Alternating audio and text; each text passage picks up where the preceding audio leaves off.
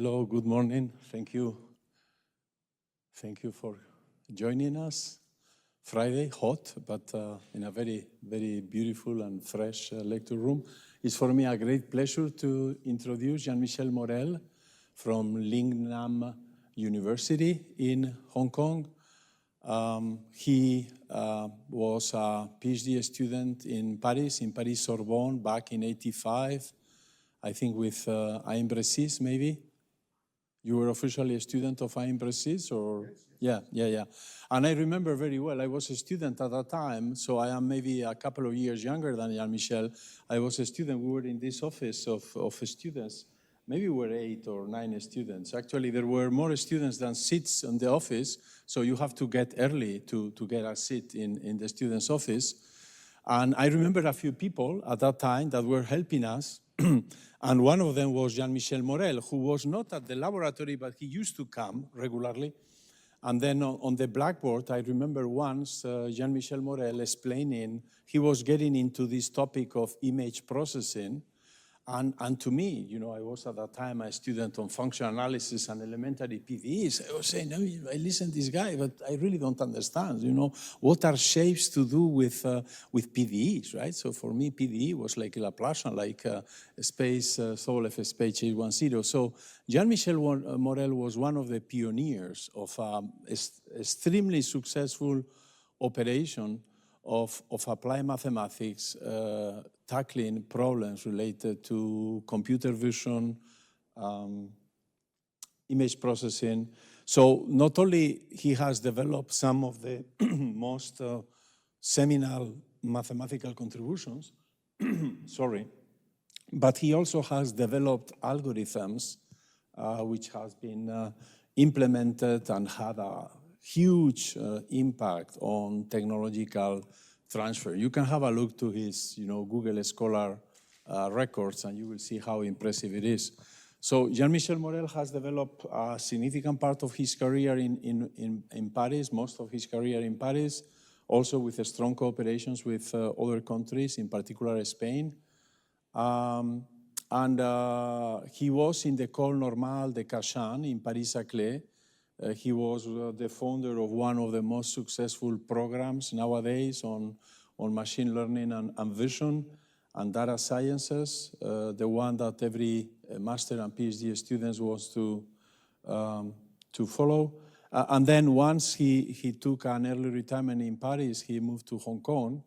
He has been in City University of Hong Kong for a few years, and now he moved to Lingnan University, where they are, together with the Vice President Raymond Chan, they are developing a very ambitious and inspiring operation on mathematics of data science. So today, Jean-Michel Morel is telling us a story which is particularly inspiring about, whether we can bring all books back to life. So maybe next time it's about dinosaurs, but by now today it's about books and somehow inverse lithography. So something to do also with inverse problems. Thank you, thank you, Enrique, for this nice introduction. And thank you also for inviting me here in Erlangen. We have a beautiful sun today. But I see here it's quite fresh, so it's a good place to speak. So so I will talk about an applied problem. So it's a real project in the sense that we aim at having real impact on and results on this. But nevertheless, I cannot tell you. I will not show you a successful end of story. It's just work in progress. But so I will try to motivate it. I will also explain what the methodology we want to do about this problem. And I will focus on Chinese character recognition and show real experiments on Chinese manuscript. So I think, well, I hope it will be at least illustrative and amusing. And in the doing, we'll also talk about some of the mathematical techniques that are involved in problems of shape and images when it goes to do reverse typography. So to motivate it, I would say first, I will give first some statistics. And the statistics are about our own culture.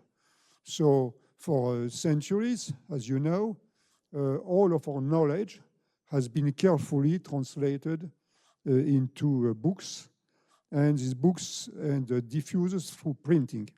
And this process has not stopped, actually. There are more than ever, more printed books than ever, okay? And, if we talk about historical books, or books that date back at least 50 years or so, we already have about 140 million different printed books. I mean different, it means not the same author or not the same title. And these are in public libraries. There are more, of course, in many more in private collections, but with some overlap, hopefully. And this raises a big problem because until, in the 30 years ago, when we did our PhD, we went to libraries and we opened book. We looked for books. We would even able to travel to see a given book, and to photocopy it and so on. So nowadays, nobody will move to look at a book because you have internet, and says you have two kinds of books. The one, same for papers, right? The ones that you can grab directly on your screen and read, and the ones you cannot. Okay? And of course, you have to know what you want to grab. And clearly, books, it's not sufficient to have even the title of a book. You need to search into the book to use it as a digital book. And so for this, these statistics here is quite inaccurate, actually, but it seems there are about 30 million books that have been scanned in different projects, big libraries, Google Book Initiative, and so on. And these initiatives, most of them have sometimes stopped, or at least they have slowed down, because there is a second problem, because once you have scanned, you just have an image, okay? But you cannot search the image, and so you need digitization. And so about 6 million of these image files have been digitized, and which means that they are translated into text files. Okay, so I will make some comment about it. So the quality is bad. Let me just say the quality is bad. And so the bottleneck of all this pipeline is basically that, as you see, about only 4% of all passbooks are accessible by search on the internet in a digitized form, and this form is not at all complete. And so just to make the vocabulary clear, so what I call a book is a printed author's text with title and editor, printed on paper by mechanical means. A digital book, well, we all know what it is. It's a PDF file or a Word file or a LaTeX file, but it specifies basically how the book can be printed. Okay, so it's a code of the book that contains, in particular, codes of all characters, figures, and their positions, etc. Then, from this ideal form, ideal because you can search it in all ways you wish, you have what we call scanned book. This is just a set of images, and you can view it, you can download it, and it's hard to compress, actually. And but the content is opaque. You have to read it to see what is inside. Okay? So that's it. And more than that, it cannot be edited or translated. So let me mention, for instance, with the case of science, most of the founding science, most of the fundamental books of the authors we know by name, okay? Like Gauss, Cauchy, Lagrange, etc. So these names, they wrote books very often, and so these books are in very diverse language, including Latin, German, French, English, and Russian, and so on. And all these fundamental books are generally only accessible in printed form. They are not translated, and for the time being. So basically, if you want to read books or papers by Kolmogorov, perhaps you can find some translated, but in general, what I've observed is that it's far from being accessible. So this is just to give an example to see how bad it is, because we can call it a lost continent, okay?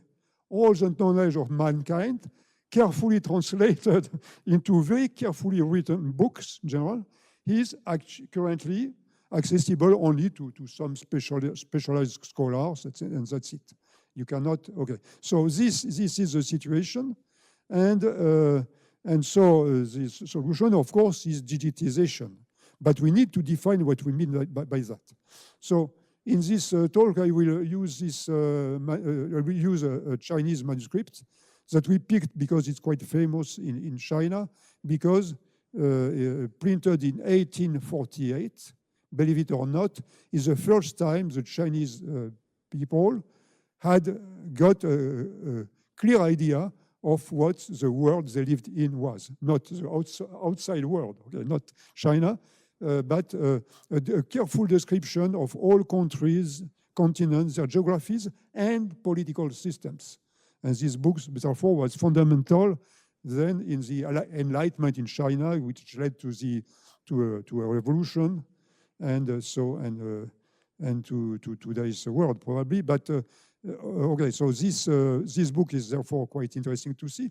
And another thing that makes it quite interesting to me to study is that even if in China repeatedly people tell you that printing was invented in China much before Gutenberg, of course it's a question, it's a bit playing with words, because for instance, this book that you see here is a woodblock printing. Woodblock printing means that in the middle of the 19th century, so almost 5 centuries after Gutenberg, we have here a plate of wood that was carved by hand and subsequently printed. And this is a high debit printing. Okay, so they made thousands of these books, or tens of thousands, I know, but with a carved. So it is carved, but I would say a bit like what happened in the time of Gutenberg, where Gutenberg had to strive to do better than what scribe did. Here in this book, for instance, the carving is extremely accurate, and the characters vary, of course, but they're very slightly, but they are kind of following a model, a pattern, and therefore they kind of repeat, so they have access to what we call redundancy analysis. So yeah, so then I will make some comment about what people think about this problem. When you talk about this problem to people, they tell you that oh, okay, this is solved. Optical character recognition, you have AI, you give AI millions of books, and then it's solved, okay? So the fact is that it's not, then you have to look at the facts, okay? If it is solved, we should have all these books accessible in digital forms, or even some examples, but it is not at all the case, okay? So why? So the point is that AI, as what we call now AI, because AI has had many meanings in history, but in the 2010s and 2020s, what we call AI is a feed-forward process obtained by what people call deep learning, which is a series of filters, nonlinear filters, that are trained. That means their parameters are trained to give to minimize an objective function. And this feed-forward process can be quite efficient, of course, and we will see it in a moment. But it has a sort of initial zin, so original zin, which is that it doesn't look at itself. It's not. It doesn't look at what it gives. It gives you results. The result can be as good as you wish, but you have no way back.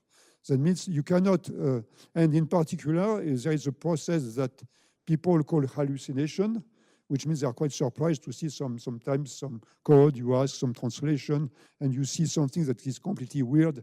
And it is an hallucination, they call it, but in fact, it is just the normal result of an optimization. And so we could say that everything that AI gives is, in a sense, hallucination. It's just finding the best possible answer to a prompt or an input. So given that, okay, so we can say, we thought, when we started this project 2 years ago, we thought, okay, what can we do? So, we have to look at what AI doesn't do, actually. So the technology of AI is clearly, so some operations, when you train in your networks, many operations you can implement in your network, like convolutions, of course, non-linearities, you can do many things, but in fact, to give a simple example, you cannot, you take an image or some data and you compute the histogram of this data. Well, you can do that, but if you try to put it into a neural network, it will be extremely difficult to make it run because it has not the right structure. So there are structures that are AI friendly, and many of our traditional algorithms are not AI friendly. And one of those that is most fundamental, even in AI, is called clustering. That means comparing things about a large metric space and comparing them. So this is not a thing that AI does. And so this is why, surprisingly, when AI processes a whole book, it will not use the book. It will use all the rest that it has learned, but not the input, which is a kind of nonsense because precisely all human communication based on printing is based on redundancy, on the fact that characters, words, so shapes repeat and make the text extremely redundant, so robust, even to some perturbation, and extremely easy to read accurately. So we decided to work on that and to say that at the end, we would like to do some what we call classic applied math, inverse problems. So in inverse problems, you have an input, you have a model, and you are happy when you're able to match your input with your model, okay, and eventually to verify by a distance and even by statistical measurements that you have made a correct inversion. And so we can view OCR as an inverse problem, but inverse problem means if you have an image as input, the only way to verify that your result is correct is to put in front another image, which is your understanding of this image, and that can be compared with the original. Okay? So so we call that reverse typography or reverse printing, and of course this is possible only if we can make models, and this is why I'm talking about books. I'm not talking about one single sheet of paper, even if in Latin characters, a single sheet of paper already has a lot of redundancy, but typically at the book level, particularly for Chinese, we can therefore hope that we can exploit the repetition of the same character images so to get a stochastic model of them, and therefore making an accurate identification. Even if you don't recognize a character, okay, you can make a model of it, know it exists, and so then you can even delay the recognition because this is a sort of independent process.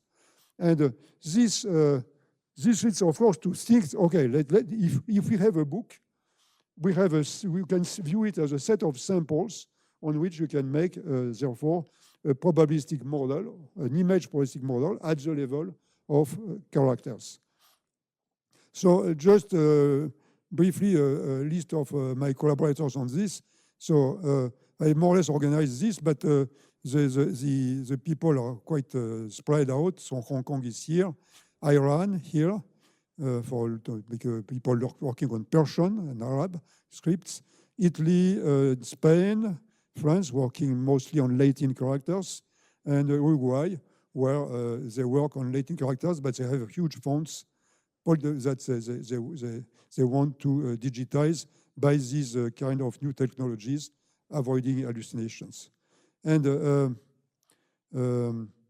okay, so just to give you a glimpse of what that means as a program, that means that we will not be limited at doing something our ways. Okay, we know that OCR, so or CCR, Chinese character recognition, is progressing every day. That means it learns on more and more text, and we have an impressive already, impressively low error rate. Okay, and so this means that it becomes much and more crucial to be able to finish the job, and finishing the job, as I said, means verifying. And so then the typical pipeline is like this. Given a manuscript, we will extract all characters. Here I will talk about a bit later about affine invariant curve evolution, because we have finally, after many years, using a technique that enables PDE, that enables us to clean characters with minimal error, and then vectorization. I will explain what it is. And so then the steps are, as I said, clustering. Once you have extracted and kinds of standardize your characters, you want to cluster them. And finally, you get a label because they have also been recognized by some OCR. And so you have, in other terms, this means that you will have not one model, one probabilistic model, okay, which is because when you have, due to clustering, implicitly you do a mixture of stochastic models, typically one for each character. In practice, each character is quite well approximated by a Gaussian mixture. And then so you have a probabilistic model of images of characters, but also, so this gives you a sort of regrouping of all characters. But on the other hand, what is very interesting is that OCR gives you a different classification, different clustering, because for OCR, two characters are the same if they have the same interpretation. Okay, so you have same image and same interpretation are like two different, hierarchies of clusters that you can apply on the same data. And as you know, when you have a small probability of error, if the errors are independent, which is basically the case here, you can hope to multiply two probabilities of errors, which means a much smaller probability of error. So, okay, so this I've said enough. So now I will go a bit into the practice to illustrate how this can work. So, but first I want, I think, to give you a sort of respite, let me explain a bit things about Chinese characters, okay? Because their structure, anyway, is very interesting to understand, and it's anyway amusing to learn about it. And by the way, so here a disclaimer, I'm not able to recognize Chinese characters myself. So I work, of course, with Chinese collaborators, and it's quite necessary. So, actually, characters, you can think Chinese characters, you could think of them as words, okay? Because in fact, they have parts. They are divided, so they have an internal structure that you can see here, okay? For instance, here, this character here, it has two left and right. Then the right part has two parts, above and below. So it's like a tree of positions. And this sort of layout for a character is quite classic. And typically, as you see, it parses Chinese character into what we call radicals. And here, the good news is that radicals are much fewer than characters. There are about 500, which is much more, say, reasonable. But the bad thing, anyway, is that this drawing as here, where all radicals are, say, physically separated, is, of course, an ideal situation. In general, radicals can touch, they can beat, like in cursive writing, okay? They are not like necessarily clearly distinguished. Like in handwriting, we are able to read in handwriting. A Chinese is able, of course, to see the radicals. And so then we have different kinds of setup for these characters. We have seen the two first typical subdivision and subdivision for each part, and you have a few more. In fact, in practice, there are about 10 different structures for Chinese characters, so 10 different trees. saying up, down, center, right, and so on. And so these are illustrated here. And so this is it. So it doesn't, so it's structured, but I would say, so in some OCR systems actually do this parsing. That right would not to recognize a character by recognizing its setup and its radicals, which means basically that they are able to recognize, quote unquote, recognize a Chinese character they have never seen, which is quite important. If you recognize the radicals, the position, you are down, even if you never saw this character in your life. And yeah, and so this is a problem, okay? So we will talk now about frequencies. So let's say what I will show here will be a bit scary, but okay, even all radicals, some of them can be extremely frequent and some extremely rare. So you see the beginning and the end of the histogram for radicals here. And so the frequencies decrease up to the point that, yeah, sometimes in 5,000, in 10,000 characters, you will see only one radical appearing only once, okay? And this has a name. So this is what we call hapax. A hapax is a character that is observed only once, and this happens. So then, last thing to be said before I continue is that for a Chinese, reading a character is not only reconstructing its shape, it is reconstructing the way it has been written. I would say we do the same with handwriting implicitly. When we see an M, cursive M, we can feel mentally, okay, we have, our brain is trying to reconstruct, so to say, the path of the pen.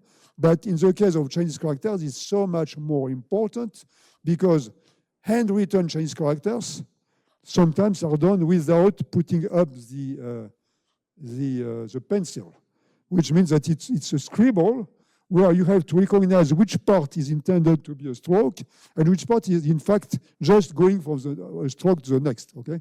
So in that sense, it's very important to see that you have this order of writing that is not completely univocous, but which is still exists. And so, and then, yeah, I could continue because not only you have characters, you have many styles of characters. Only in the classic era, you had 5 styles that give way to very different shapes. Like you see, like even in this schematic way, you see that the same character can have 2 different shapes. And then you have the historic evolution that is scary because you have Chinese characters going back to the Bronze era. And these characters evolves over time in a way that seems almost unpredictable. Okay? So this hierarchy. And as for their meaning, well, I've heard many skeptical people telling that it doesn't make sense to trace back the meaning of a character over 2,000 years because the meaning may have completely changed completely. So, okay, and yeah, and you have even now you have new characters all the time because it's like new words, basically. So in the case of Chinese characters, there is in China a huge font, which is a Dunhuang manuscript font. It has, for instance, 200,000 titles and less than 10% available as digital text and of not very good quality. Okay? And there are millions more of documents. And so, and archaeology is starting in China, so hundreds of thousands of excavated documents come up in few years. And so in total, we have about 50,000 characters, of which only a few thousand are commonly used. And for instance, in the statistics, but it's a statistic about usage today, it says that 99.65% of the usage is covered by 3,775 common characters. And then you have more statistics with 10,000. We are probably almost covering all the characters nowadays. Okay, but then we have to think about the history of these characters. And this leads me to one thing that explains why AI cannot completely make wonders on this, which is AI is good when you have a good classification. It's a classification problem, of course. Only you have like, say, 10,000 or 5,000 classes. And the problem is what in AI people call imbalance, which means that your classes have not the same numbers. Here, it's completely exaggerated, okay? Because there is a thing called the Zipf-Mandelbrot law. The Zipf-Mandelbrot law, to make it simple, just says that in a language, in a written language, so like, well, words, for instance, can be frequent or rare, and this frequency is inverse to their rank. That means the thousandth least frequent word appears 1/1,000 times. Okay, so then, as you see, this goes very. So here you have measurements given for Chinese characters, and you have, so in logarithmic scale, you have frequency here, rank here, and you can see. So this Zipf-Mandelbrot law is more approximately verified, which means that, so maybe I should show it here, because in blue you see the characters. So you see that, so here you have about 1,000 characters. This bar is about 1,000. No, 1,000 is here. No, this bar is about 1%. So that means that a bit more than 1,000 characters given a good account is more like 3,000. Okay, it means like 3,000. 3,000 characters account for this proportion of the characters that exist. But then, as you see, you have here between 1,000 and 10,000. So you have that 90% of the characters are very rare. 90%. And this is why, indeed, so all this was to explain why you cannot rely on AI because you cannot learn, and you can learn up to a certain point, up to the thousands, say, up to these statistics here, so we'll see. And that this leaves out many more shapes that you need to recognize as shape, and you need also to argue about what I said about books, because even if a character is very rare, it will not spread out randomly. If a character is very rare and it appears in a book, it is very likely that it will appear several times in the book, and never ever before or after, perhaps, but when it appears, you should expect that it will appear a good number of times. Like every time a tomb is excavated, you can find like 100 bronze ustensiles where you see an unknown character, which actually depicts probably a name and has a historical meaning, and it will so appear repeated there and never more after or before. So now let's see how we proceed more in practice. So here you see, as I said, one page, a scanned page of this manuscript I mentioned before. And one first thing that has made a dramatic progress is the fact, so it's really new, this is a really good AI work. Good AI work is when you are able to train efficiently with many, and mostly, in that case it was supervised, but very controlled supervised. So there is a system now called Craft, and there are other equivalents, but this one is quite good, so I mentioned It's a system that is able, with very high probability, very low probability of error, to point out all characters in any language in the text. It's not bad. Okay? You scan a page, you have a position, it's a Gaussian, basically, so it's learned as a Gaussian. Basically, the green spots that you see are approximately Gaussian. This map here gives you a position, tell you this is a character, and it is there. And this is, besides the Gaussian gives you the size, approximate size of the character. So this is kind of simple, and it's a good way to use AI because, as you see, you have here kind of a binary classification, character or not. Many spots, shapes can maybe not characters. Okay, having this is extremely helpful. And the next progress is very recent too. It's 2025.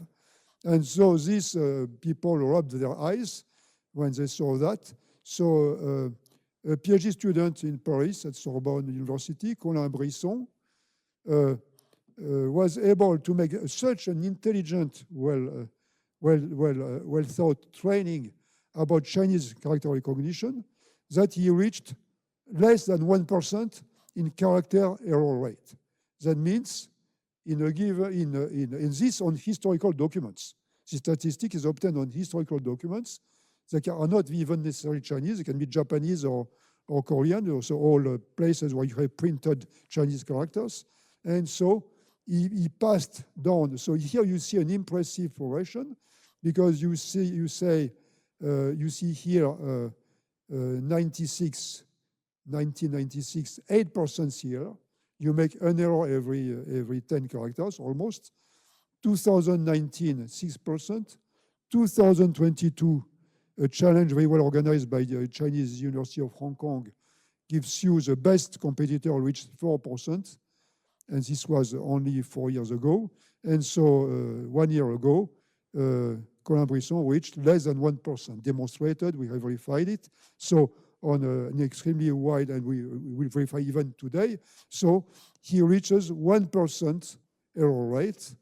And what that means, and so I would insist on that, you would say, okay, that's fine, okay? In a page, you have about 400 characters, okay? So that means 4 errors per page.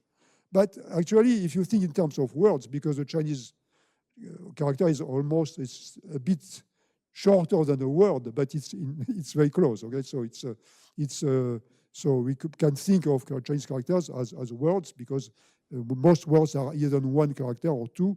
And so, so you could say, okay, 4 words that are wrong in a page, it's too much, but it's not so much. If you can correct them, probably. But you cannot. That's the point. You cannot, because precisely the more OCR does its job, it gives you a likely interpretation. It is likely. That means if you read the text, you will not detect the error. Okay? And so this 1% is, and generally these errors, unfortunately, occur at particularly important places. So for instance, I take this example that Colin Brisson communicated me, where you see in a single sentence here, all these points indicate that a character was not recognized. And this actually, because, so these are names of objects. And so it's not even, so these characters are very important to recognize. And so, but they are not recognized, and which means that they are replaced by others. That makes sense. So in other terms, here I put, this is what we want, actually. You see these interrogation points mean this is where I would be able to say, okay, this one was wrongly recognized. Because in fact, OCR gives you a sentence that makes sense here, but where all these are errors, in fact. So, okay, so now let me give some glimpses of technology, so to say, on this mathematical technology. So first of all, the representation of shapes in 2D shapes, there is a standard way to do it. It is vectorization. And this is a system that is applied universally. So it's internationally acknowledged. So each character, regardless of the typography, it can be Latin characters, Chinese, Arab, whatever. So each character in a font is represented by a set of control points and Bezier curves. That means that when you print something, the input is a description like this, which is called graphic format, okay? SVG, so yeah. So it's a graphic format that is universal and which makes characters or symbols in general, for all kinds of logos and so on, independent of the size of the grid on which you print. So it's the right representation. And the next thing is that, after, I would say, this is relatively recent because it's 3 years ago, but 3 years ago, we were able to develop a completely efficient, I would say relatively unbeatable system to vectorize any image of shape. Let's take into account that an image of shape, it can be binary, like this is what you see here is not binary. In fact, it is an image. If you zoomed on it, you would see that it's not black and white, it has intermediate values. But basically, then when you start from an image, it can be much more degraded than that. You have this format here that is a representation that enables you to process it, to print it, actually this is a typographic object. Okay? So this you can use in a font. You can create a font with this. And so the key point in this was this equation that I show here. So it's called affine invariant curve evolution.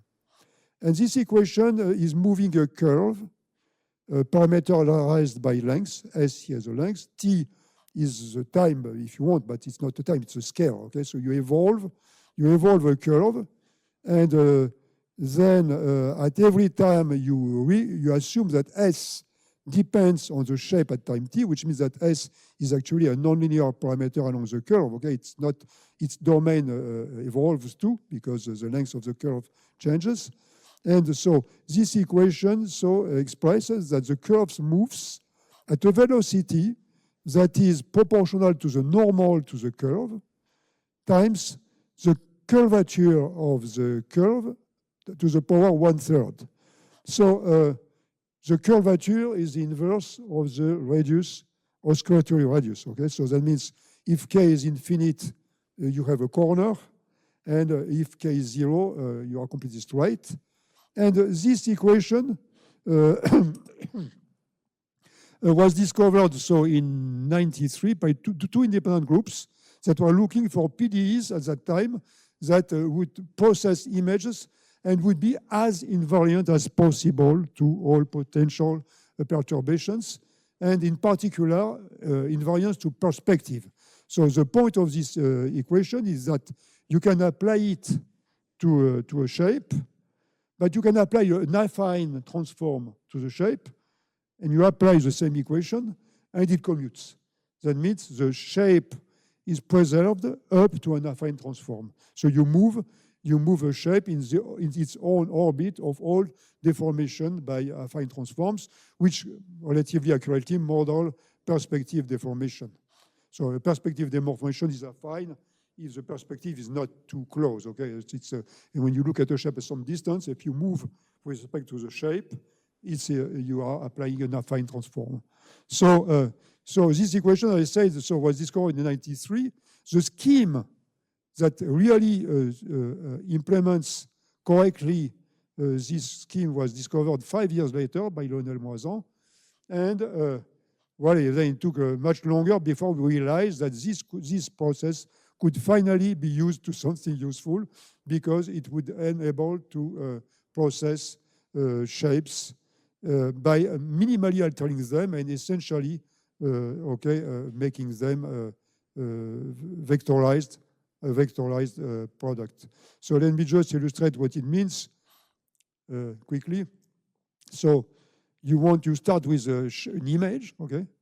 This cat is an image, so it's not binary. You process it by extracting the median level curve, typically. And so if you take the median level curve, it can give you something like this, because here you see the pixels of the image. And then applying this affine curvature motion will remove all these singularities, and it will basically keep the tip here, but may reduce it a bit. And in the vectorization process, one is able to go back. This is called scale space as a technique in image processing. That means you apply, initially it was a heat equation. Here is a sort of nonlinear heat equation. And then, but you can track back singularities, and therefore you can actually decide where you have a corner, okay, where you have an extremum of curvature. And at the end, this gives you this sort of encoding of the shape, which is here, where you see the control points. Okay, you see here details, you have a control point. And when you do the SVG format, so the Bezier curve format, Bezier curves can have two kinds of tangents, and you can have two tangents that are opposite, but you can have also two tangents that are like here, forming an angle. So, for instance, here an example. Okay, here you have initial shapes extracted from this manuscript. Here you have their digital raw version, which, as you see, quite perturbed with holes and so on. And here is our rendering of it. Okay. It's not perfect because, in fact, the shapes here, it's faithful to the original probably. Okay. For instance, even these pieces that are slightly broken, so perhaps here there is clearly something broken. It's very arguably present in the original wood block. So we get a very accurate, anyway, vectorization. But then, and this is the point, redundancy. That means that the next steps of what we do is to perform a clustering. And clustering means that you will be able to regroup all shapes that are similar. So here, let me say that, well, I will not enter into detail, but when you do this sort of clustering, you are doing two things at a time, okay? Like we do with EM when you do a Gaussian mixture, you group objects and you build their probabilistic model at the same time. And this is iterative. And so at the beginning, you can have misattributions when you iterate. At the end, you get a clustering where you get a probabilistic guarantee for all objects here, for instance, that they belong to the same cluster. And that other objects do not belong with a high probability of, a very low probability of error. The others do not belong to the same cluster. And interestingly, when we did that, so this was our first experiment, we saw immediately that we could easily correct a good part of the 1% errors. Just simply because typically OCR errors generally are not linked to shape, they are linked to meaning. So they typically propose a character that is quite different in shape from the one original because they propose, say, the most likely word that would come out. And so if you, I don't know if you see here, but below, yeah, I think you can see. So below each character, you have, if it is green below, that means OCR did it correctly. If it is another color, like here or here, that means the character was interpreted differently. And you can see below, the character is quite different. So it's not a question of shape. It's a question of interpretation. And so that's the good news. So say one of the few good news we have here is that AI make what we call hallucinations are semantic errors, and shape matching, okay, is a way to detect it immediately. So in that case, for instance, this cluster, I picked one that is particularly impressive for that. Of 100, we clustered 116 shapes, and 11 of them were misattributed. So that means that in the case of this character, we correct up almost 10%. And so, yeah, but in general, on average, we correct I will say later, okay? So here you see, by the way, yes, the examples of these characters I mentioned, okay, with their wrong attribution here above. You see, for instance, the wrong attribution of this one is this symbol, is this one here, which is the simplest Chinese character, which means I think the only one almost I know the meaning. Okay, so this misattribution, as you see, has nothing to do with shape, and this is the same for basically all of them. So, and this is very favorable situation. Okay, so here another cluster, so I can skip it. So typically then we are facing, of course, that this is a complex process because we have, as I said, to extract characters to match. So here we worked in a verification mode. Verification mode, that means you do have ground truth. You do have this text is famous. So we got a digitization, I mean, a digital interpretation of this text. And there is a nice algorithm that is called Levenstein, that is used to make text comparison. That is used a lot in biology, which is when you have sequences that you want to match, you want to detect all insertions, deletions, and omissions, these 3 kinds of errors. And so this can be used for text, and it enables you to make a one-to-one, so to say, almost one-to-one correspondence between 2 corresponding texts. And so because of that, we are able to measure, okay, what we do. And so here we can find the 3 kinds of errors. So for instance, here there is a running title that the reference text doesn't have. So this is not an error, actually. And so it's just detected as a difference between the 2 texts. And what we found, these things that are orange here, what we found is that we believe those were errors. But in fact, we have also a problem of variance. It turns out that Chinese characters with the same meaning, or the same, or recognized, acknowledged as the same, can have a different shape depending if it is in Taiwan, in Hong Kong, and in other places where these characters have been used in a traditional shape. Okay, so I think I've told you the story mostly. Just to finish, I would say that already in this text, okay, we are now able to reconstruct it. So even it doesn't look very impressive, but because we put it in lines instead of columns, but never mind. Here you have our current reconstruction. This is printable text. That means all characters here have a digital form.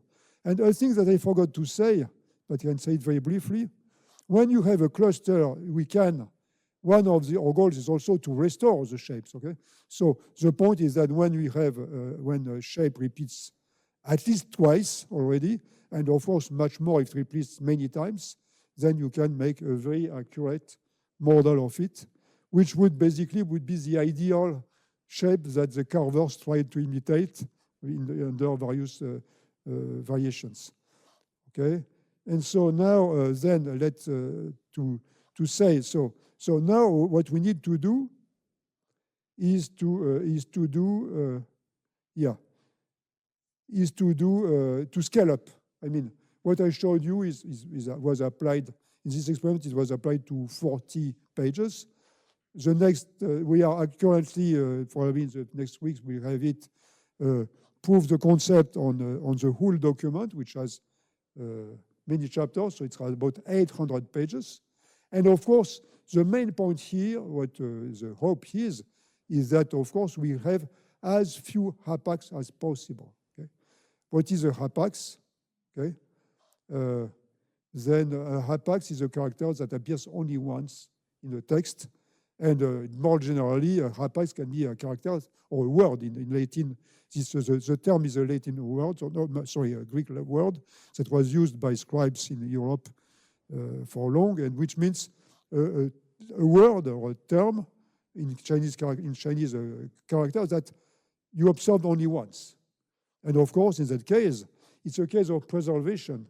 But what we think is that in big documents, hapax, even if they are very rare, will arguably appear more than once. And this is a statistic that we would like to be able to deliver in the future. Okay, so I think I can stop here.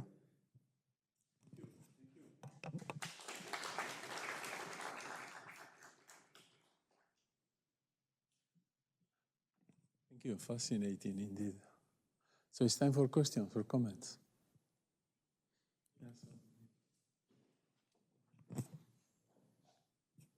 Thank you for the talk. I didn't understand how you apply the clustering method to the vectorized images, and what method did you use? Sorry, did you understand the question? No. No, you didn't understand either. We didn't understand. We're old and deaf. Yeah, yeah. How do you apply the clustering to these vectorized images? Okay, yes, that's a very good question. Yes, indeed. So the vectorization is a step to be able to manipulate the shape without damaging it. This is why all printed text is using actually this sort of underlying vectorization, because it enables you to make it smaller or larger. Okay? So in our case, before matching shapes, because we assume deformation, okay? Human deformation in the case of carving, or you can have also some perturbation of the acquisition process. Then we one thing that we do routinely is to normalize the shape. Normalizing the shape means you define in an orbit of rotation, translations, and some squeezing. Okay, you define a standard version so that if two shapes have been deformed differently, typically the simplest case is just rotation. Okay, so normalization means you put them straight so that you can compare before comparing. The comparison of shapes in Chinese is also probabilistic. Okay, so as I mentioned, okay, so you for when given two shapes, you need to have a probability that the two shapes match, and so all these computations that imply making measurements of shapes means a standardization of the shapes, and the vectorization so is never used using the control points and Bezier curves. Why? Because this description is slightly unstable. Okay, so that means you can have two control points instead of one, and so on. So that means that you compare always all the same restored image at the size you want to make the comparison accurate. Okay, so it's a back and forth process, because indeed we need, even every time you have a vectorized shape, you have to print it back in a very good quality, but to make it again available on a grid, so that you make more operations on it. So can you show the word love, the slide where the word love? Yes, sure. So my question is maybe related to Daniel's. Okay, so in this drawing, in this writing, you see a lot of detail, right? So in the corners, right, there is concavity, convexity. That is, is there a canonical simplified symbol for this? And can you get it using this kind of nonlinear parabolic flows? Okay, so I would say here there are two actually. You have another way to represent shapes. So this shape is quite good. So with this shape, any method will work. Okay, so because the strokes are thin, they are well structured, and they are separate when they have two. So in that case, yeah, you could say if all my shapes were like that, I would represent shapes by these control points.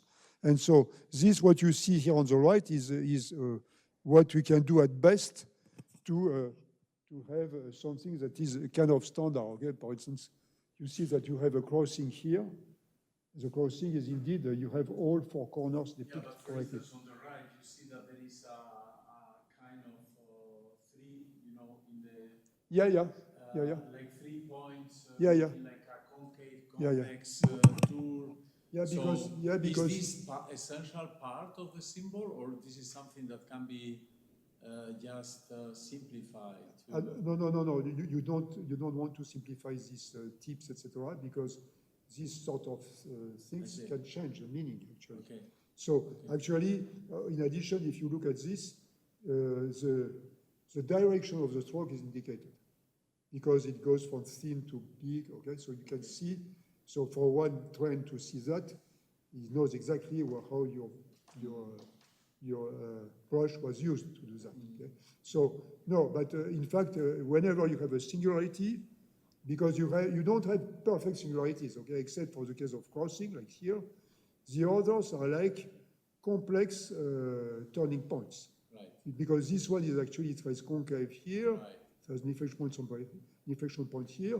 So to make this turning point here, you need the three control points, because we want the Bezier curve to be accurately matching that. But it may very well be that with a slightly different version of the shape, 2 points will be enough, or 4 will be needed. Okay, so because so there is no completely standard way to do that, because whatever you have at the beginning is anyway blurry, so there is a principle of uncertainty. Is this a corner or is this you cannot really decide. And when you have a crossing, you say, okay, here it's a real angle. Okay? But then we have tips like this. You have all shapes possible for this. And so this, as much as possible, has to be preserved because it is a style. And so, very often, it in fact is important to understand the character. So you also mentioned this nonlinear parabolic equation. You said that it's time reversible, or maybe I misunderstood? It is, yes, it is. I would say it is time reversible, but of course, like every reverse matching, what you do is that you typically, this is a principle which is called in image processing, it's called scalar space. Initially, it was used with the heat equation, which was not easy to use, but with this equation, actually, it's much easier to use the principle. The principle is that you smooth the shape. At the beginning, as you see, the shape has inflection points and corners everywhere. Okay? After some processing, it will get only a few extrema of curvature, okay? And after smoothing enough, you will get one extremum of curvature. And this one, you trace it back so that you can point exactly where it is. Okay? And this is a control point that will give you your basic curve.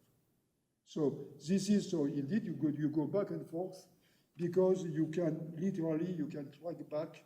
When you have a curve evolving by this equation, you have a causality principle, which is two extrema of curvature can merge into one, okay? But it's kind of an ordinate thing. Okay? You can follow a tree back. Okay? So it's somehow you can do the forward-backward process, yeah. But you will not get to the same point, but to something which has been simplified. Yeah, because the only drawback of this, you see that power 1/3, it's actually quite favorable. What is quite, as I said, it makes the equation affine invariant. To give an idea what it means that an ellipse, regardless how elongated it is, will stay an ellipse with the same eccentricity. So that means the ratio of width and length of the axis will not change. So it is extremely preserving precisely for these tips. Okay? So that means once this has taken an elliptical form, it will move without changing shape almost. Okay? But still it retracts. So you prefer to be able to drag it down where it was. So this is, but I would say it's not very important. We could, to be honest, when we do this tracing back that I illustrated here, well, it's just, it's a small improvement. In fact, the equation by itself is extremely reliable. Okay, so that means we are quite happy to use it. And I may say that this what was a real discovery was this power 1/3 that we didn't expect because we didn't believe it was possible to do an affine invariant heat equation. So in 1D it's possible.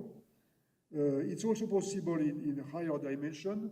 But in higher dimension, it has a problem that the equations that are affine invariant in higher dimension, you have to take the positive part or the negative part of the curvature, which means that you cannot, while this one is reversible.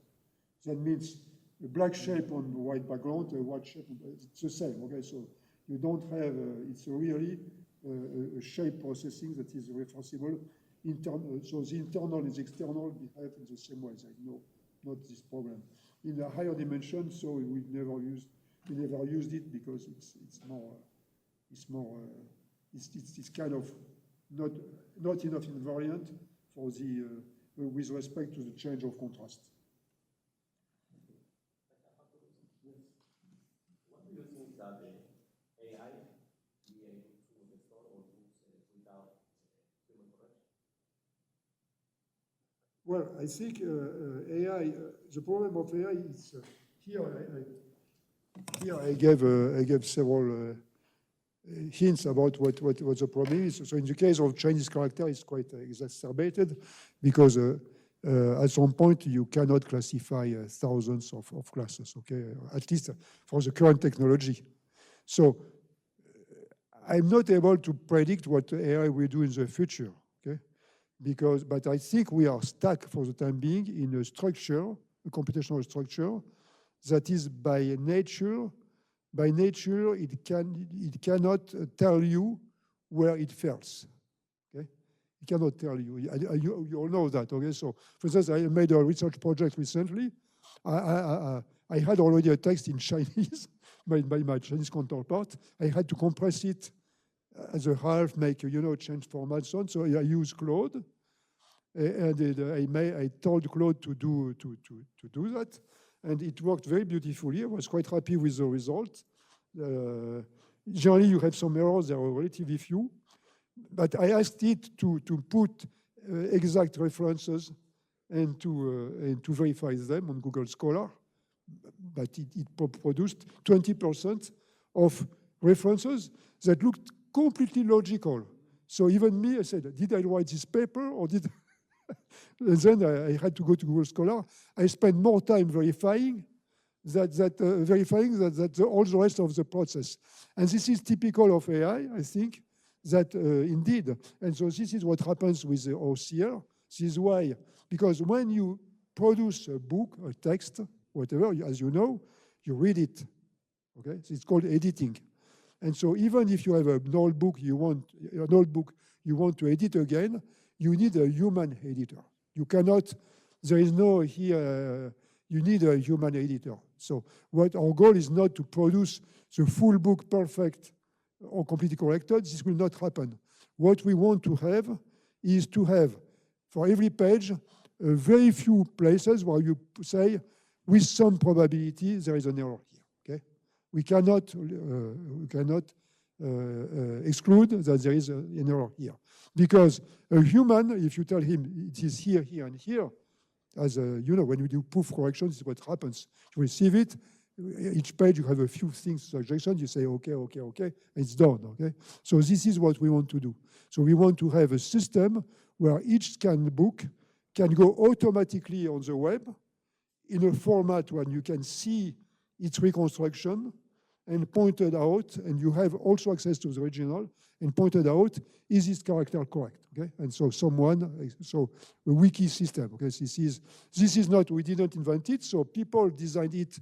An American researcher a few years ago designed such a system for Greek ancient plates, stone plates.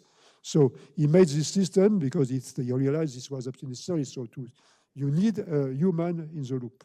And of course, the better the AI and the better the detection, the easier it will be. But as it is, AI cannot do this sort of stuff. AI cannot self-correct. We all see that. And I'm sure you all use programming with AI, as I do. And when it fails, and you ask AI to correct it, then at some point you need a human in the loop, always. And programming is a particularly easy case because AI has seen like 10,000 more programs than you on each particular topic. So it's just, to AI, it's just copy-paste. But even then, you cannot be sure because maybe you change, the precisely showed you, the thing you want to change is the one that AI will prefer the majority. Because AI is basically giving you a majority vote, always, okay? It's a majority vote. This is the principle of AI. So when you think of books, of poetry, of anything that is creative in science, it is distinguished because it is unique, because you don't publish to repeat what has been said, okay? So in a sense, because of that, we have to be very careful with AI because AI is using whatever it has seen, okay, to kind of back project onto what you show it. But what you show it is, in essence, how to say, it is singular, okay? Like in poetry, okay? Like so we, of course, you could say, so this is we are having something wonderful with AI because you have a big associative memory. It has seen much more than we have seen, but this piece of control is left to us, and there is no solution currently, okay, for that. I think that, well, in a sense, agentic, when people talk about agentic AI, it's because they have realized that AI must be controlled, but you cannot say AI will be controlled by AI, okay? But if AI, for instance, you ask for a code, and if you want an agentic AI, what it can do, it can run your code on your examples with a real tool, not AI, okay? A real compiler, a real, so it can verify, of course. You can have some sort of agentic means actually what we are doing here. So that means we need to establish controls that are adapted to the fact that we have a sort of very massive, gross, say, work done by AI that is very helpful, very powerful, but it has to be, we need to have controls at the adequate places. And this is left to us humans. It's obvious to me. So, because what AI gives you anyway is entirely human currently. Albert. Yeah, thanks for the talk. It was really interesting. Maybe building on this comment, I guess that this chat method that you said was working quite nicely, classifying 99% of the characters correctly.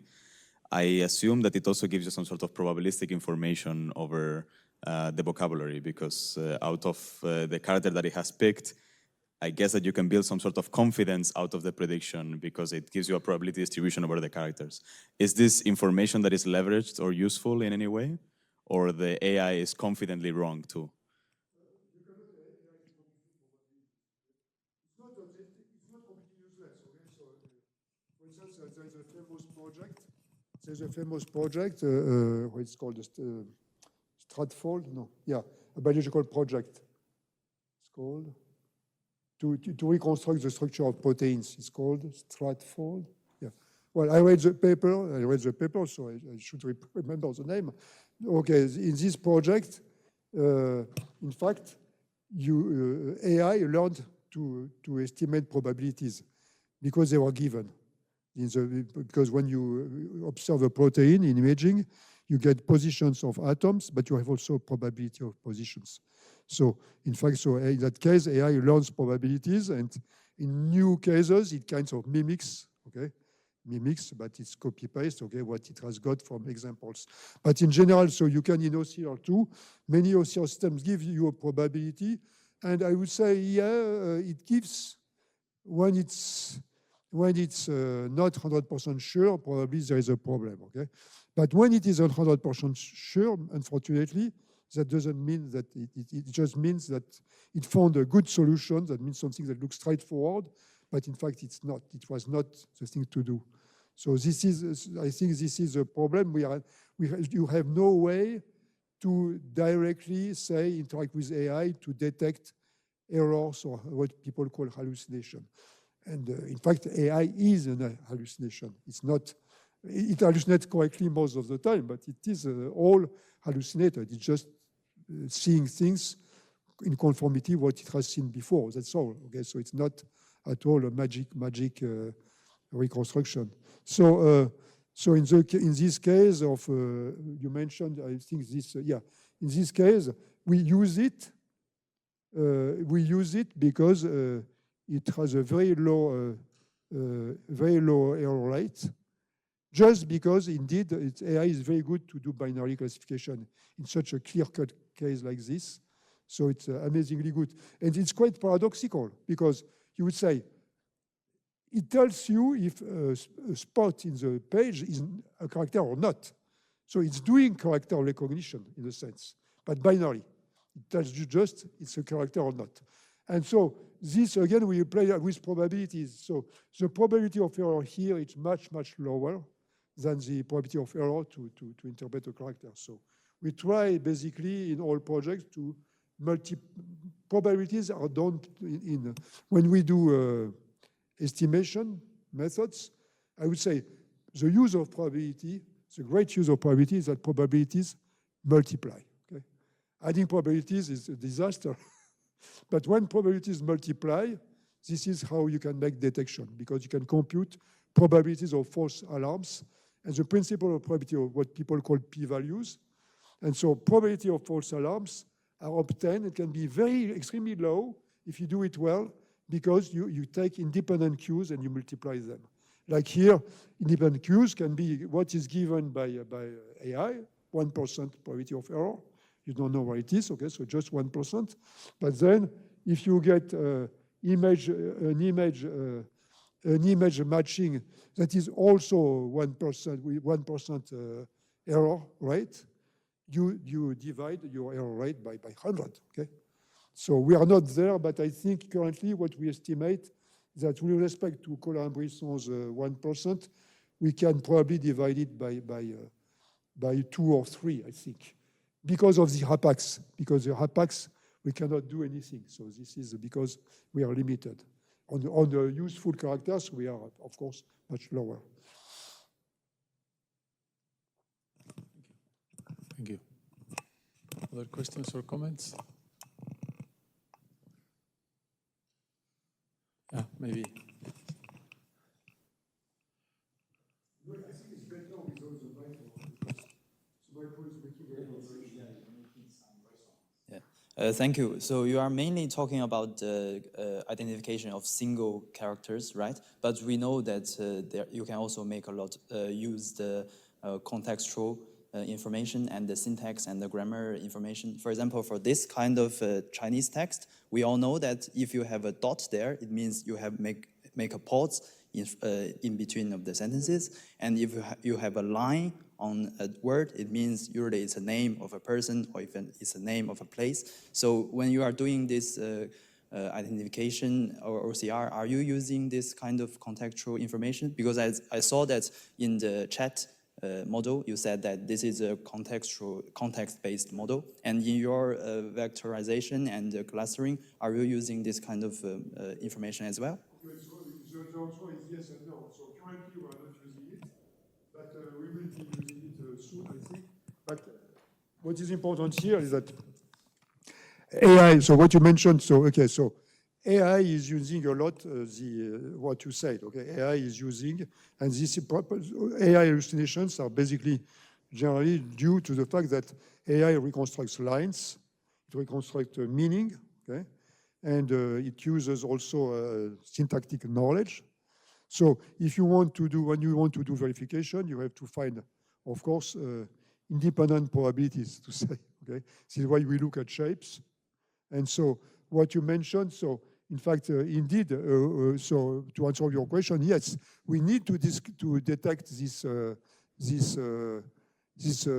elongated bars, okay, and also the dots, and so we need to detect all these symbols. It's part of the job, because to us, we need to do it, but perhaps for a slightly different reason, we want to be able to reconstruct and interpret the whole document. That means even the framework, the frame, okay, you see the square, the frame that surrounds the page, which is very common in historical printing to have this. So actually we have a detector for this. We use it already, so we detect it. And it's part of image reconstruction, because at the end we want to achieve when you guarantee that you have interpreted whatever is in the page. So the answer is yes. We want to do it, and no, we cannot use really as corrector, because precisely we focus on shape only. Okay, so this is the point.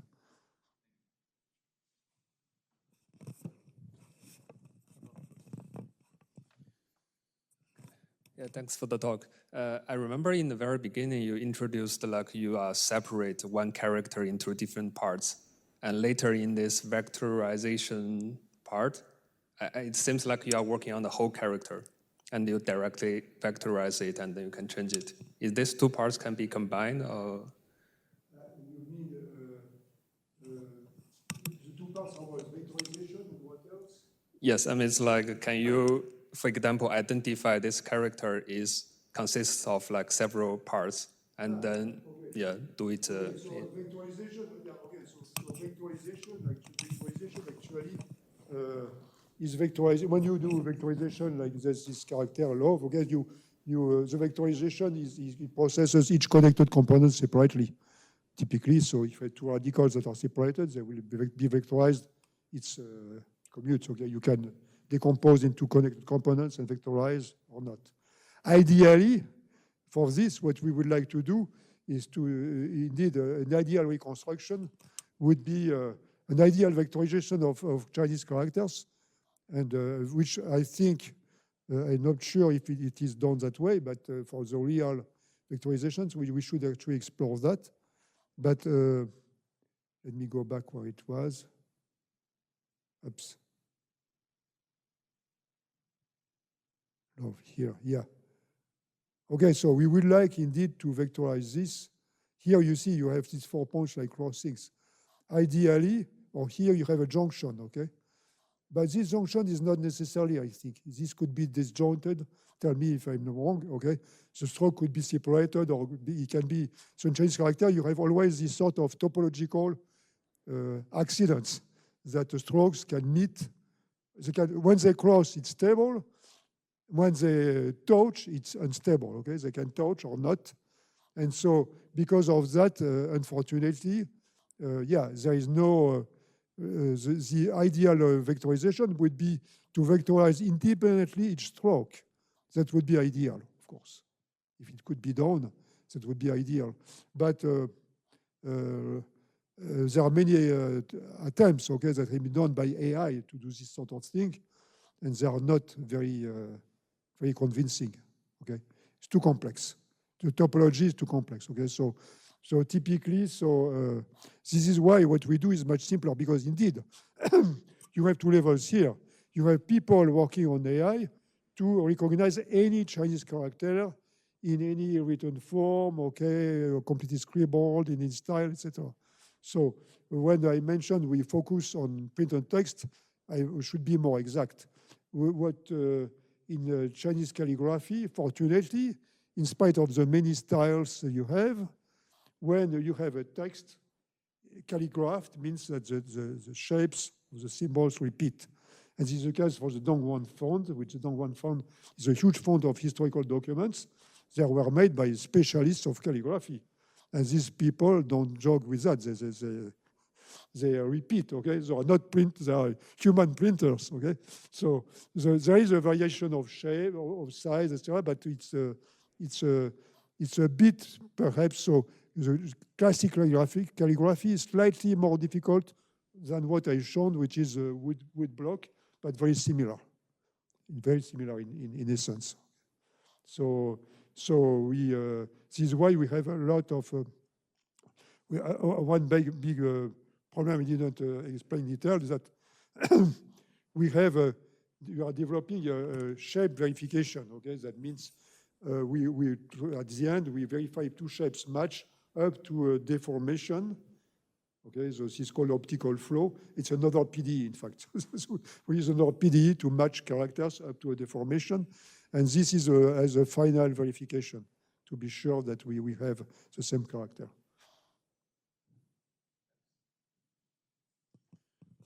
Thank you again. Questions, comments? No?